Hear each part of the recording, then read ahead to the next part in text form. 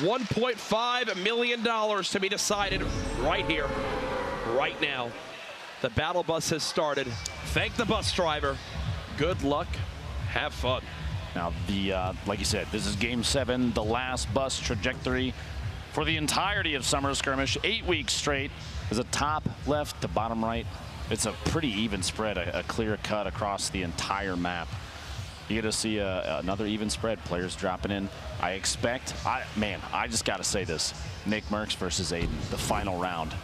This might be it. We'll see. And this could be the most important. You know, they're both close to the scoreboard right now, but, you know, a big thing from Nick could make all the difference. Vape Jesus is wearing the Black Knight mask IRL. In real, challenge. I don't think that adds any extra armor. He's got pizzazz, that's for sure. You see Lenine going down. Does he have the headset on too? No. He's just going for it. Okay. Interesting play. Tilted tower, or sorry, lucky landing. We'll see if this pays off for him. Speaking of Aiden and Nick Merckx, we already got crowd cheering here as soon as Aiden shows up on the screen, and there you go. Whoa, a lot of people. Barnell just punch. You got Nick Merckx inside the main building. He always drops to, and early rockets for Aiden is going to be pretty important, especially if nobody else has shield yet. And speaking of the devil, there we go. Get a full shield. You can swap weapons out. He's going to get that and green AR. Clingers on the ground too as an option to fill the last slot. Flower on the outside. Some C4. Switch to attack shotgun shot. Whips a little bit left and right. A body shot. There we go. 33 as well. He's got to be low, and there it is. Both goes down. 38 HP left for Flower. He does have a little bit. You think Crash is going to sprint on over, oh, right? Yeah. Oh, yeah. Saf, who has always been landing at the top of Valhalla or Viking Village here, does it yet again. Drum gun on the ground. He's got Jumpman nearby. He does have a health advantage. There's a rift there too, so no matter how long this fight plays out, Jack, they can go to the last second, and whoever's left can escape. Tenpo just eliminated Nice. Here's a look at Kevy in a shotgun engagement. The tack not coming out on top quite yet. It's actually a battle with Tenpo, who has one elim so far. Kevy is as weak as he could possibly be, and there's another elim for Tenpo.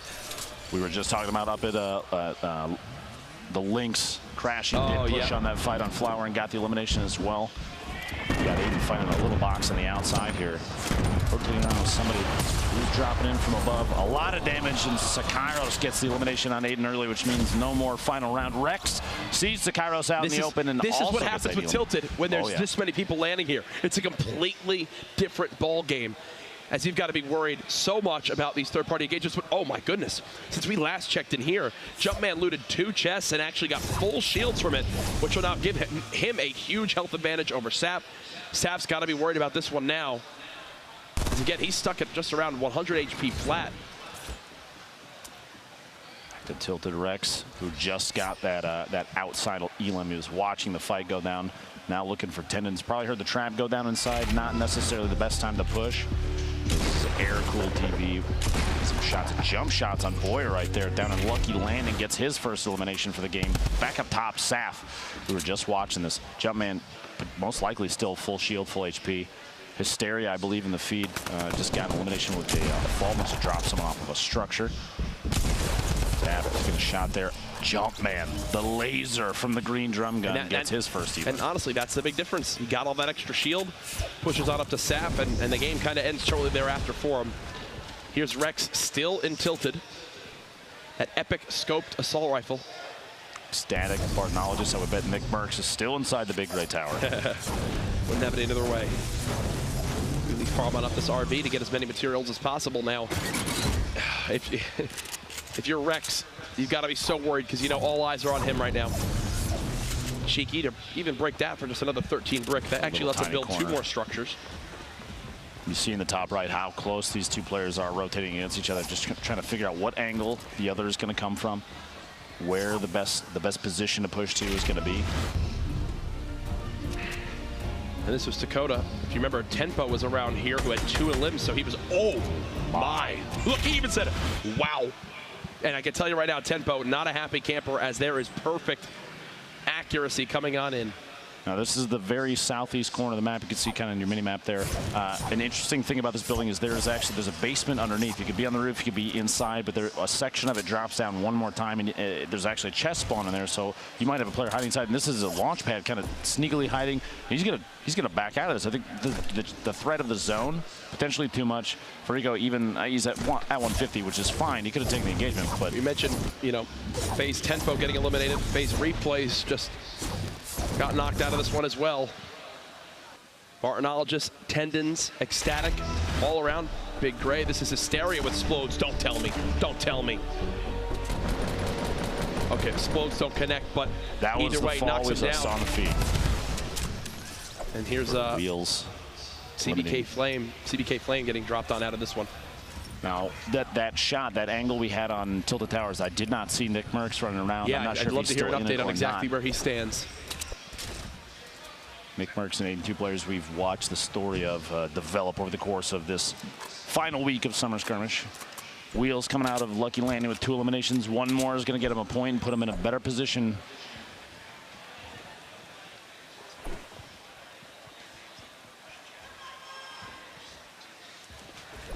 As Wheels is rotating towards Lucky Landing, he's got to go the opposite way. Here's Levake. Only 35 health, but gets the headshot onto Hysteria. And that'll end Hysteria's day. He was just on the outskirts of the top 20. So I believe he'll fall just short of earning some of that extra prize money.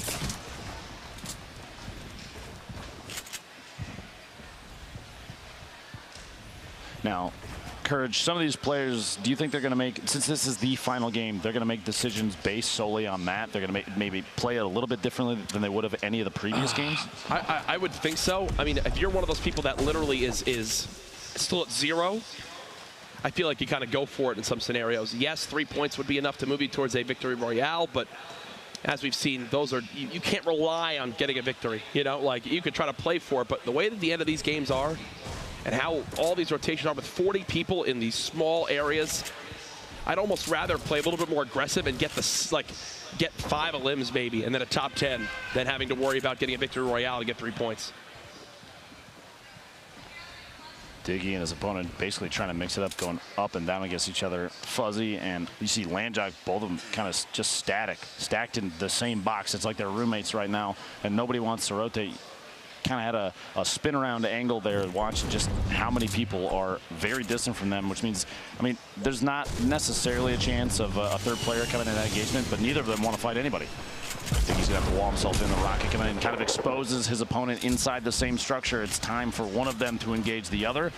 Everything was blown open there, and it was Nibs that shot, I believe, that rocket. You see Amon's in front of him as well, but the zone is kind of it's the player that's going to push everybody along.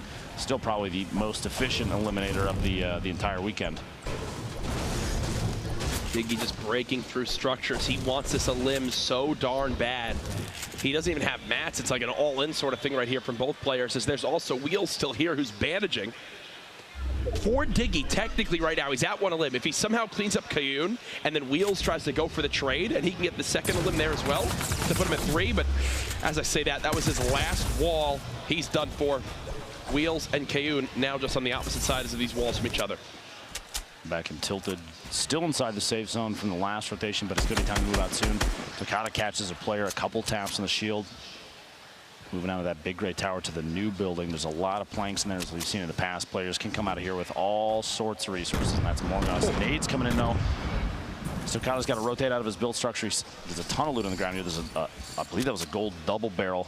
It is. I wonder if he's going to go back for it. It's such a commonly picked up weapon in these scrimmage games.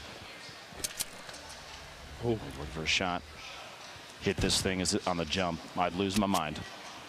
Players impulsing to the close mountain. He's going to try to follow this build and get shredded on down. There goes 38 of his shield. He'll pop that big shield potion to go ahead and get back up towards 185. He's got to be worried about the person on this close mountain. Here's a replay. Here was the last one we got onto Ecstatic, and well, it looks like it doesn't get much easier than this. As Ecstatic was, yeah, 1 bullet. That epic legendary, or sorry, that epic assault rifle, not epic legendary, with the quick elim there. 2 elims for himself so far, 54 players remaining. He's still in Tilted, but this zone so far pushed west. Only 1 player alive right now, currently has 3 eliminations. Those Wheels.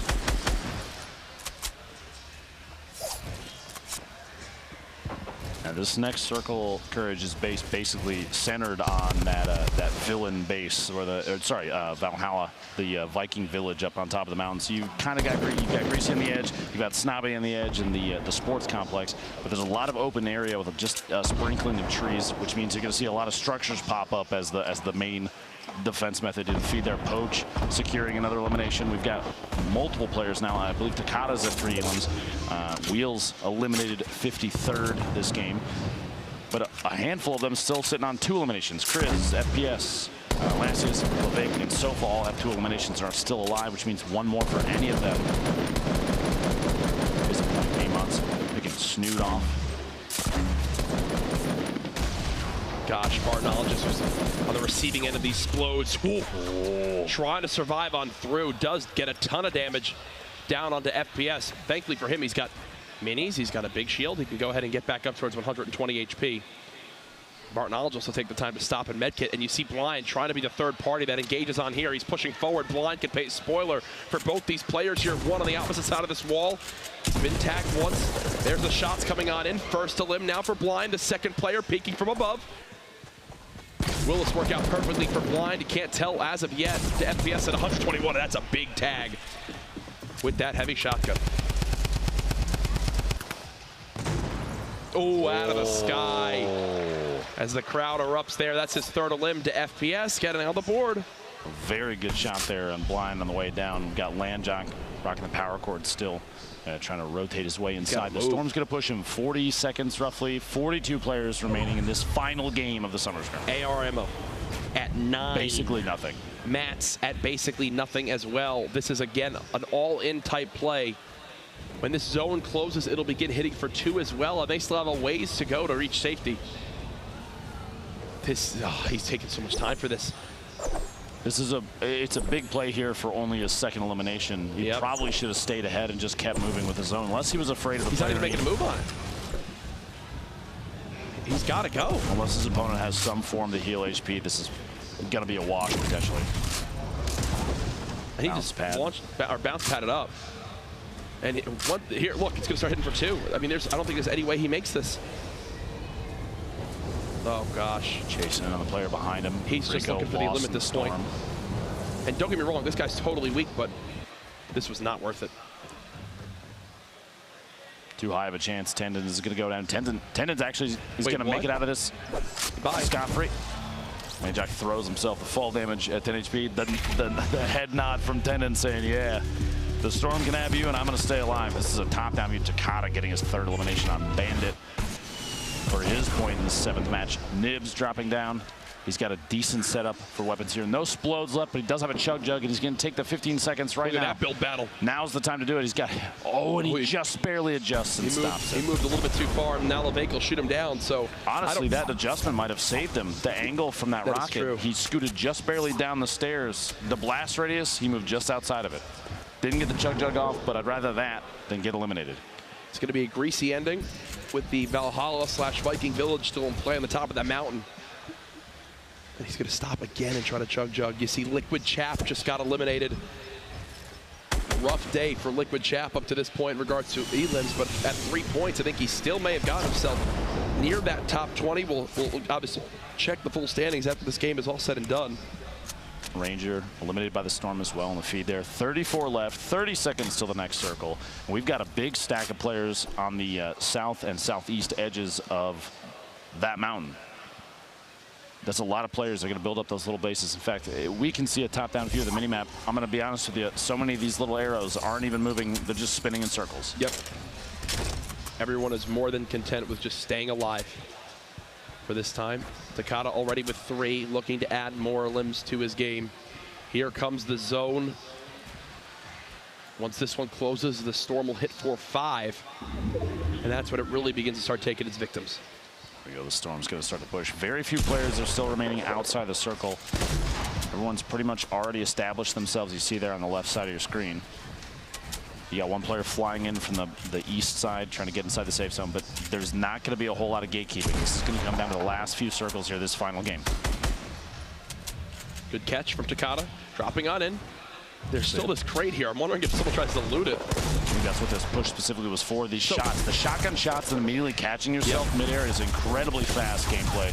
Oh gosh, he's getting shot from a third party. Storm 44. He can squeeze his way in here in just a second, depending on the position of the Storm. He doesn't really have a whole lot here. He's 289 metal left. That's not necessarily going to be enough to push his way in. Depends on the choice of this third player whether to continue to engage based on the damage. And the campfire though. And here you go. Oh, I was talking about it a second ago. These are all the little pods. Everyone's decided to to build their apartment complex here, basically. Play for the late game. Morgoth staying in, everyone just sitting still.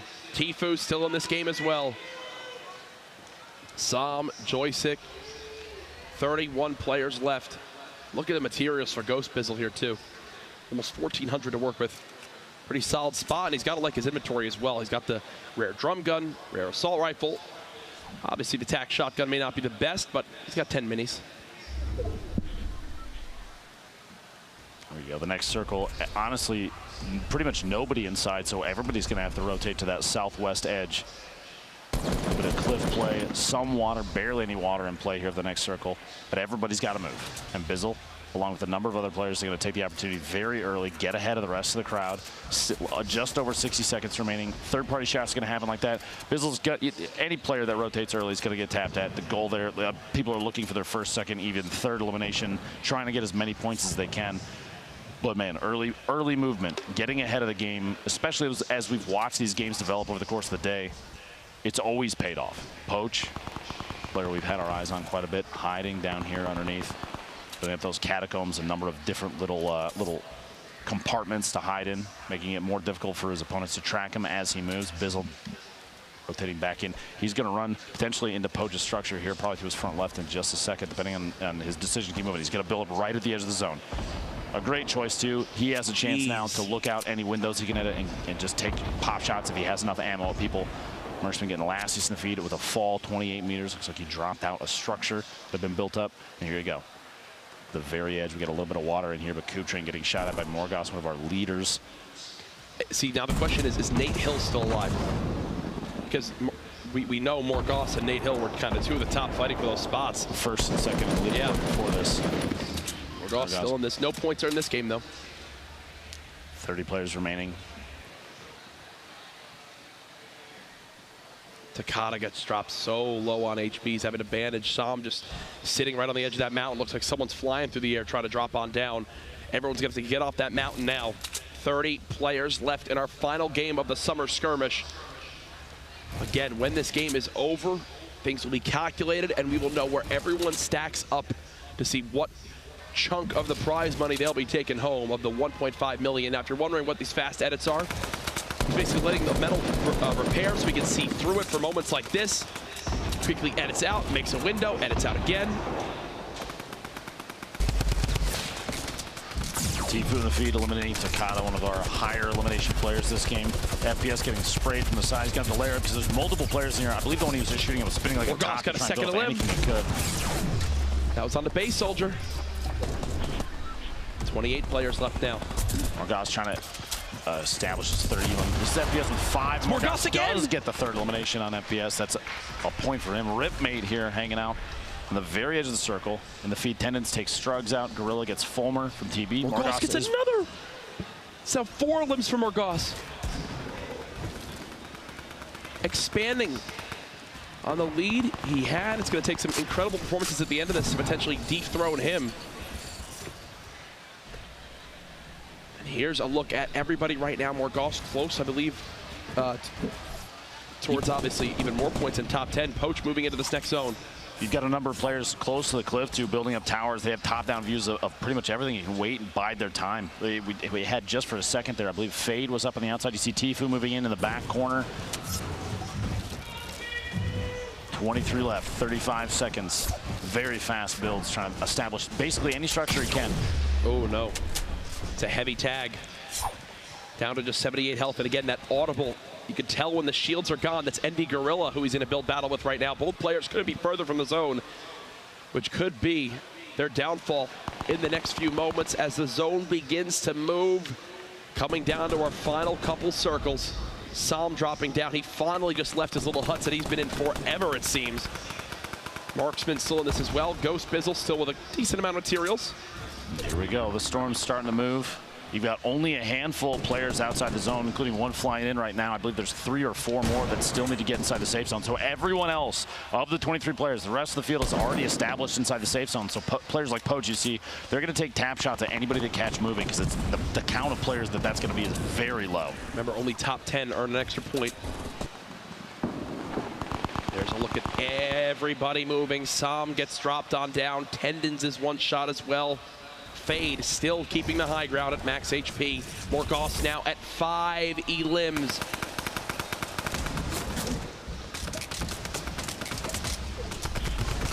Fade picking up an elimination, the feed.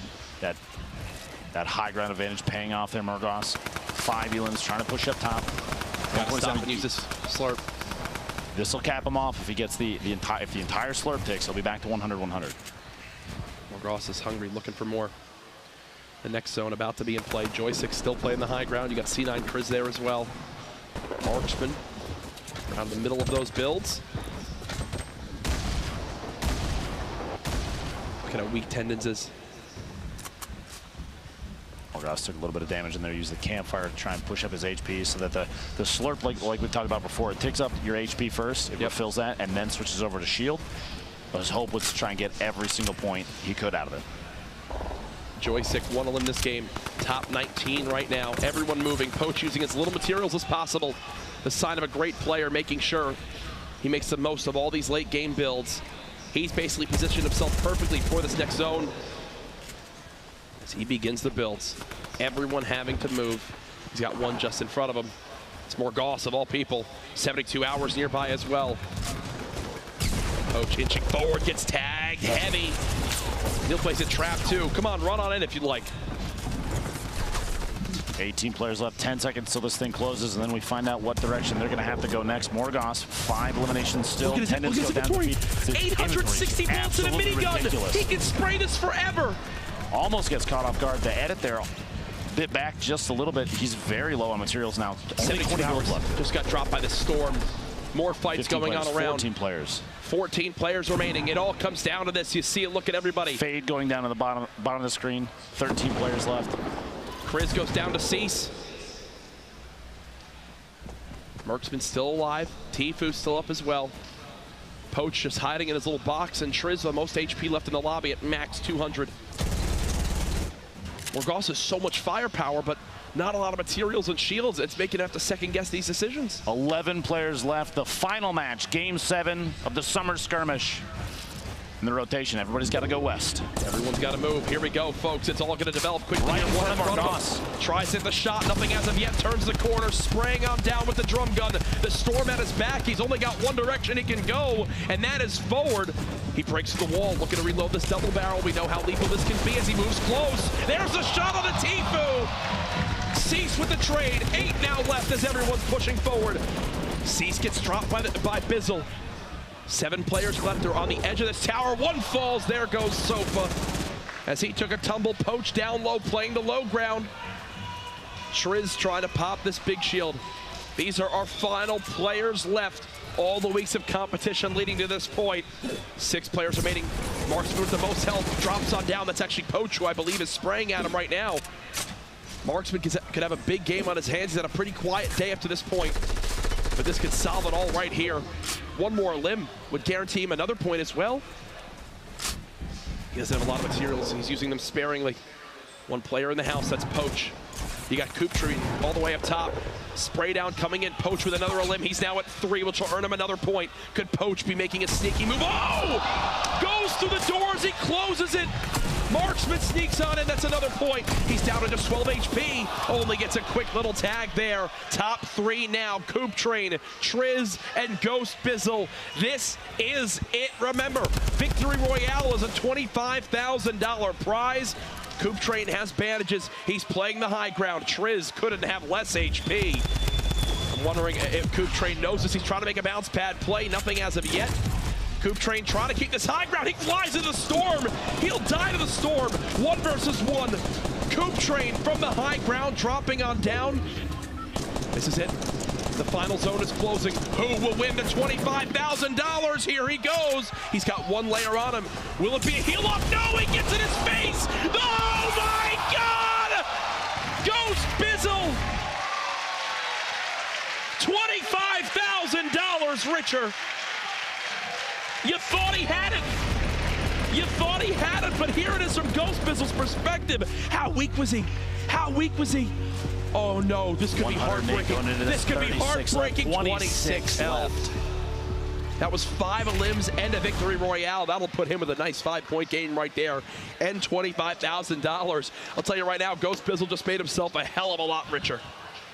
Absolutely incredible finish there. The 7 games, I need it to be more